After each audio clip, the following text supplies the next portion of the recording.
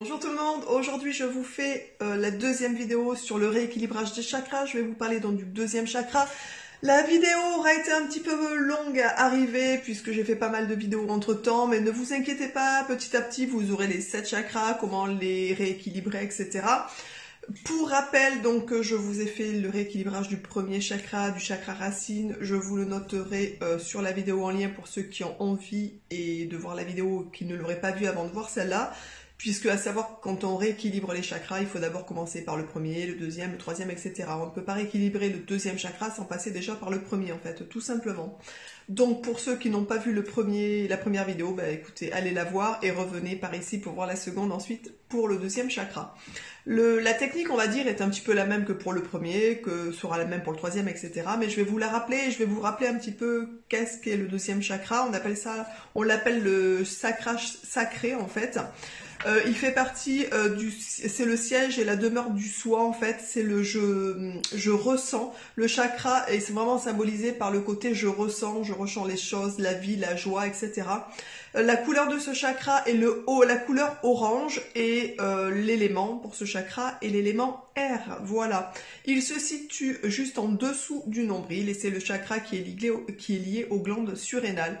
C'est d'ailleurs une des raisons pour laquelle quand on est souvent stressé, quand on est des personnes en stress permanent ou très régulièrement stressées, ça va déséquilibrer le chakra en fait. Donc autant vous dire que beaucoup de monde se retrouve dans cette situation. De toute façon, d'une manière générale, je vous conseille de rééquilibrer régulièrement vos chakras. Ça fait des petites séances de détente et de méditation qui sont pas désagréables non plus en fait, tout simplement. Voilà. Ce chakra, en fait, c'est le chakra qui permet de profiter, de savourer les plaisirs de la vie, comme par exemple la bonne bouffe, le sexe, les joies de la vie, les activités créatrices, en fait. Voilà. Donc ça, c'est le chakra vraiment qui permet, quand il est bien équilibré, d'apprécier ces choses-là, de vivre dans la joie, dans le ressenti des bonnes choses, d'apprécier les choses que la vie nous offre, en fait, tout simplement. Malheureusement, souvent ce chakra peut être, comme je vous l'ai dit, déséquilibré parce que justement on est en période de stress assez importante ou on a des stress permanents de la vie quotidienne, etc. Et petit à petit ce chakra va se déséquilibrer et qui va malheureusement nous apporter des petits soucis, donc soit de l'ordre psychologique ou de l'ordre physique en fait. Comment peut-on s'apercevoir que ce chakra est déséquilibré? Je vais vous donner des petites astuces, des petites alertes pour voir un petit peu où c'est que vous en êtes par rapport à ce chakra. Ce chakra, quand il est déséquilibré, on peut avoir une culpabilité face au plaisir de la vie. Par exemple, quand on mange quelque chose, oh mais j'aurais pas dû, j'aurais ci, j'aurais là. Tout le temps en train de plus ou moins culpabiliser de ce qu'on fait dans la joie et alors qu'on devrait le faire dans la joie en fait, tout simplement. Ce chakra peut être déséquilibré quand on a aussi, par exemple, une trop forte exigence envers soi-même. On est un peu rigide et on est vraiment très exigeant. On peut avoir des sensations et des émotions négatives, comme par exemple la peur, les angoisses, la jalousie, les tendances obsessionnelles. Tout ça, c'est vraiment le signe que votre chakra est déséquilibré, en fait. Alors, bien entendu, il y a d'autres signes. Je vous donne les gros traits d'une manière générale. À vous, après, d'aller regarder un peu plus près si cela vous intéresse. Ensuite, pour savoir, pour reconnaître que ce chakra est déséquilibré, il peut y avoir aussi des troubles physiques qui peuvent vous alerter par rapport à ce chakra en fait. Par exemple, les troubles intestinaux, les troubles intestinaux, par exemple, les troubles menstruels, les maladies du système urinaire, quand on a mal de dos, surtout dans le bas du dos sans cause particulière, quand on a mal dans les hanches. Les troubles du système reproducteur, par exemple la perte de libido, l'impuissance, les dépressions, les maladies de la peau, tout ça peuvent être des signes en fait que votre deuxième chakra est déséquilibré. Comme je vous l'ai dit, ce chakra permet en fait quand il est équilibré de profiter des plaisirs de la vie, comme le sexe, etc. Donc bien entendu, on peut être dans de la dépression aussi quand ce chakra est déséquilibré, puisque c'est le chakra qui est attaché à la joie de vivre en fait et au plaisir de la vie, tout simplement. Donc, lorsque vous vous apercevez que vous avez plusieurs petites choses qui pourraient vous faire penser qu'effectivement ce chakra chez vous peut être déséquilibré, le rééquilibrage, comment cela se passe? Alors, comme je vous l'ai dit en début de vidéo, il faut absolument d'abord équilibrer votre chakra racine, le premier chakra. Pour cela, référez-vous à la vidéo que je vous ai faite en première vidéo par rapport à ça. Pour le rééquilibrage du deuxième chakra, donc du chakra chakré, il y a d'abord les pierres qui y sont associées. Donc il y a plein de pierres, je vais vous en donner quelques-unes. Celles que moi par exemple j'utilise, donc il faut la cornaline, par exemple la citrine, la calcite orange, etc. Donc toutes les pierres qui ont un peu une couleur orangée. Donc pour travailler ce chakra, pour pouvoir le rééquilibrer, il faut vous mettre dans une condition vraiment de détente, de relaxation, favoriser une pièce où vous êtes bien, où vous n'allez pas être dérangé pendant entre 15 et 20 minutes. Ça, c'est le temps à peu près qu'il vous faudra pour pouvoir équilibrer votre chakra. Mettez-vous, comme je vous l'ai dit, dans une pièce où vous ne serez pas dérangé. Trouvez-vous un moment tranquille où vous allez pouvoir vous détendre, vous relaxer, vous méditer en fait.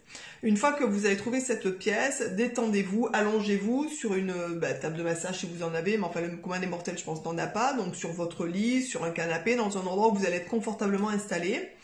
Et donc vous prenez vos pierres. Donc moi par exemple, je vais vous montrer les pierres que j'ai pour le deuxième chakra. Donc vous avez la possibilité, donc comme je vous dis, les cornalines. Donc soit vous trouvez des petits galets comme ça, des petites pierres plates qui se posent très facilement et qui bougent pas en fait au niveau de la zone où vous allez le poser. Mais vous avez aussi des petites pierres roulées comme ça de cornaline. Vous avez aussi de la citrine qui est comme ça par exemple. Voilà, des petits galets. Un petit côté plat et sympa, je vous dis, parce que quand on le pose, ça tient pas mal, ça évite que ça roule, bien entendu. Donc voilà, donc vous pouvez trouver, à vous de trouver les pierres que vous aimez, qui vous correspondent par rapport à ce chakra. Une fois que vous êtes allongé, que vous avez vos pierres, il faut juste tout simplement poser les pierres en dessous du nombril, donc au niveau de la zone de ce chakra. Et vous reliez avec la pierre, essayez de mettre en communion cette pierre avec votre corps, essayez de méditer avec cette pierre pour que la pierre et le corps fassent plus qu'un en fait, soit un peu en fusion tout simplement. Il faut vraiment rester entre 15 et 20 minutes pour que vraiment la pierre et les bienfaits de cette pierre soient bénéfiques au niveau de votre chakra. Détendez-vous, méditez, ne pensez à rien, essayez de vous vider et de faire un maximum le lien avec cette pierre en fait, tout simplement. Bien entendu, à savoir que lorsque vous avez passé ce temps donné, vous pouvez tranquillement continuer à vous détendre, rester tranquille, profiter de ce moment et profiter du moment qui suit en fait. Pour les pierres, bien évidemment, il est quand même largement conseillé de les nettoyer très régulièrement. Si vous ne vous en servez pas régulièrement, une fois par semaine, c'est déjà très suffisant. Vous les passez sous l'eau et vous les mettez après au soleil, entre 6 et 12 heures par exemple, pour qu'elles puissent se recharger, pour qu'elles soient efficaces. Si vous ne faites pas cette opération-là, vos pierres ne seront pas efficaces sur le fait de recharger vos énergies. Recharger par exemple votre chakra. À savoir que quand vous achetez une pierre en magasin, sur internet, etc., n'importe où, la première chose à faire c'est de nettoyer et de mettre votre pierre à recharger en fait. Si vous ne le faites pas, votre pierre n'aura aucun effet et votre rééquilibrage au niveau du chakra ne sera pas efficace en fait, tout simplement. Une fois que vous avez fait votre rééquilibrage, pareil, l'opération doit se refaire. Vous nettoyez vos pierres sous l'eau, vous les laissez sous l'eau pendant un petit moment et ensuite vous les laissez au soleil entre 6 et 12 heures. Pas bien sûr au soleil direct, mais à la lumière du soleil. Donc ne les mettez pas directement au soleil, en fait, voilà. Ensuite, une fois que vous avez fait ça, vous pouvez ranger vos pierres et dans un petit endroit sympathique et puis les réutiliser de temps en temps pour pouvoir équilibrer votre deuxième chakra que vous devrez faire de temps en temps et assez régulièrement puisque nous sommes dans une société quand même où nous sommes assez stressés d'une manière générale pour beaucoup de personnes. Donc c'est vraiment très agréable. Vous pouvez aussi, si vous êtes une personne excessivement stressée, par exemple, porter une cornaline autour du cou qui fera son effet toute la journée, qui va vous aider toute la journée à réguler ça. À savoir qu'il faudra la nettoyer très régulièrement puisque vous la porterez sur vous. L'idéal c'est de la passer sous l'eau froide tous les soirs par exemple et de la recharger une fois par semaine.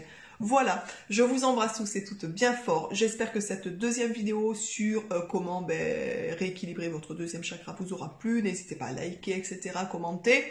Et bien entendu, je vous ferai la vidéo pour le troisième chakra incessamment sous peu, j'espère.